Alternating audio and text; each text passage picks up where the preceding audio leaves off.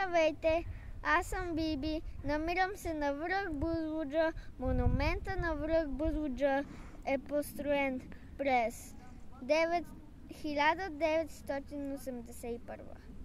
В монумента вече не може да се влиза, но изглежда много яко отвънка. Вървя към хижа Малка Бузлуджа. Аз много харесвам да идвам тук, защото готвят много вкусно. Аз вървя по една пътека през гората. Скоро ще стигнем до паметника на Хаджи Димитър. В неравен бой светковния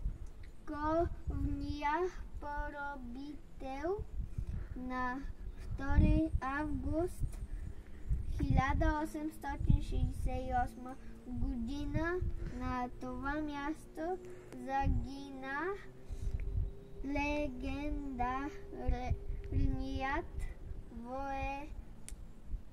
воевода Хаджи Димитър заедно с своите храбри четници. Това са имената на четниците от четата на Хаджи Димитър. Воевода Хаджи Димитър Асенов от Сливен.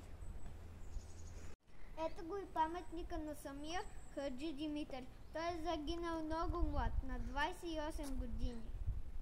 Може би четата на Хаджи Димитър са справили такива дървени палатки, за да се крият в тях.